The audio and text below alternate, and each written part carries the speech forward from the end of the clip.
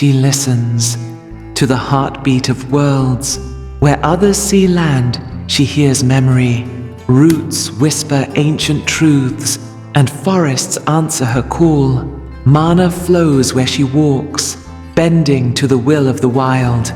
Born of Zendikar, a plane that bleeds and breathes, she stood when titans fell, when the land itself cried out. Once divided by hatred, now bound by balance. Not a conqueror, not a ruler, but the voice of living worlds. This is Nissa Revane. Here was one name whispered in terror. Nicol Bolas, an elder dragon older than time itself. A mind sharper than any blade, a will that bent gods and mortals alike. He devoured Alara, enslaved Amonkhet, and brought war to Ravnica. For centuries, his shadow stretched across the multiverse. Each scheme, each conquest, part of a grand design for absolute dominion. He is not hero, nor villain. He is inevitability itself. And in Commander, Nicol Bolas is more than a card. He is the legend of power incarnate. In the bones of a shattered world, she moves silently, shaping stone with her will. Her vengeance is eternal. Her name is whispered by the winds of Zendikar. Nahiri, the Lithomancer. She does not forgive. She does not forget. Every strike is precise. Every stone, a weapon. This is her story. This is Nahiri. A woman who betrayed death itself and lived to rule it. Where others fear the grave, she commands it. Her name is whispered in tombs and battlefields alike. Liliana, bound by demonic contracts, driven by forbidden ambition. Each step she takes leaves hope in ruins and souls in chains. She does not seek redemption, only control. Power is her language, death is her ally, and every choice she makes rots the world a little more. This is not the story of a hero. This is the rise of a legend cloaked in darkness. This is Liliana of the Vale. In the endless dance of life and death across the multiverse, one figure walks silently between the veils of the living and the dead. She is the ghost stalker, the shadow of justice, the mercenary that fear calls when spirits will not rest.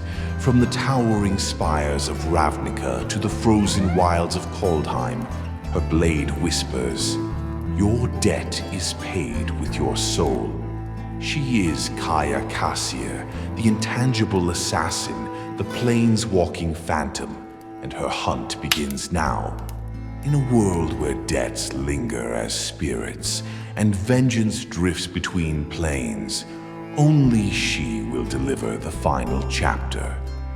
Brace yourself, for the ghost strikes tonight. He walks between ancient temple and humming circuit board, half samurai, half cyber ninja. He carries the spark of rebellion in his veins, and the weight of the fallen on his shoulders. When the emperor of his home vanished, he plunged into the Undercity, where gangs and spirits alike feared his blade.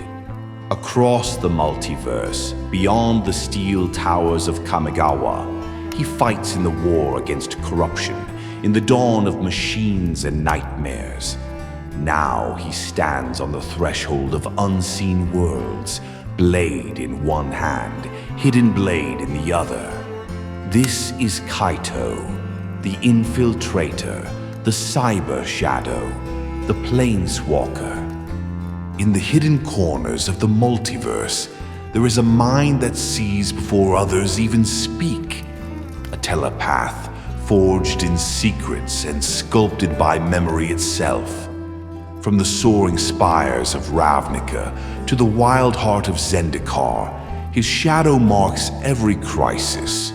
He has stood as arbiter, as fugitive, as savior, and sometimes as the threat. He is the living guild pact, the illusionist supreme, the whisper in your thoughts. When knowledge becomes a weapon, his is the sharpest blade. This is the legacy of Jace Beleren. One voice rose above the clash of claws and steel. She is not merely a fighter, but a poet of battle and memory. Her steed is a titan of scale and fury, her words the heartbeat of an empire. From the jungles of Ixalan to the war-torn spires of Ravnica, Huatli stands as shield, storyteller, and spark-bearer. In every roar of a dinosaur, her legacy echoes. In every clash of armies, her verses ignite courage. She fights not for conquest, but for the soul of her people. And when the sun rises, it speaks her name in fire. Across the plains of existence, warriors rise, but only one stands as a shield against the end of worlds. Born a street fighter on Theros, reforged in honor on Bant, Gideon became the blade and barrier of the Gatewatch. He battled titans on Zendikar, defied gods on Amonkhet, and faced death itself on the streets of Ravnica. His body, unbreakable, his will, unshaken. Where hope falters and skies burn, one name echoes through the clash of armies. Gideon. In the untamed silence between worlds, a hunter prowls. His name is spoken only in fear. Garruk the Wildspeaker, master of fang and claw. Once a guardian of nature's balance, now twisted by a shadowed curse. His footsteps stain the land with blood and vengeance. From the tangled depths of Chandalar to the haunted wilds of Innistrad, he tracks his prey without mercy. No planeswalker is beyond his reach. No beast escapes his call. This is not a story of heroes. It is the beginning of the ultimate hunt. Scarred by war, one warrior rose from chains to wield the light of hope itself. From the battlefields of Alara to the temples of Theros, her sword became a shield for the innocent, and her courage a beacon against darkness. Betrayed by gods, reborn as an angel, Elspeth Tirel stands eternal, champion of the meek, scourge of tyrants. This is the story of a hero who never yields, a planeswalker whose name echoes through every battlefield. Elspeth. In a world where chaos sparks invention and rebellion fuels ambition, one mind sees only flaws in the gears of creation. Dovin Baan, artificer, inspector, and architect of order, calculates every breath, every step, every failure before it begins. From the polished halls of Kaladesh to the marble courts of Ravnica, he bends systems to his will, crafting perfection through obedience. But behind his flawless logic lies a chilling truth. To Dovin, freedom is inefficiency, and the multiverse is a machine waiting to be corrected. In a multiverse torn by war and bound by rules, one spark refused to be tamed. Born in the smog-choked workshops of Kaladesh, forged in the flames of rebellion, she doesn't follow orders, she ignites them. Chandra Nahiri, the firebrand planeswalker who burns brighter than any cause and hotter than any war. From the volcanic monasteries of Regatha to the glittering tyranny of Kaladesh, her flame scorches a trail of resistance, redemption, and occasional property damage. A wielder of raw emotion, a weapon of chaos. She's not here to save the world by their rules. She's here to burn the old ones down. This is Chandra, planeswalker, rebel, pyromancer, legend, In a city of endless guilds and rigid order, one voice rose above the roar of stone and steel. A voice of beasts, of wild instinct, of fury unchained. This is Domri Rade. Born from the chaos of the Gruul clans, he lived by tooth and claw, never by law. To him, civilization was a prison, nature's fury the only truth.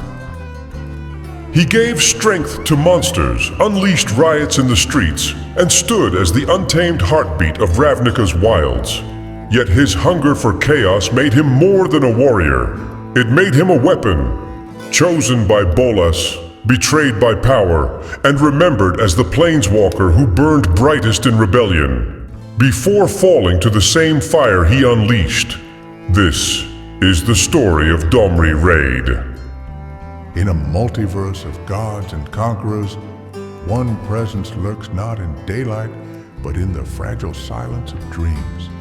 Ashiok, faceless, nameless, boundless, feeds not on power, but on terror itself. Across Theros, across Eldraine, their shadows weave nightmares into flesh, fear into reality. No master, no allegiance, only the endless artistry of dread. To face Ashiok is not to fight, but to awaken into a nightmare that never ends.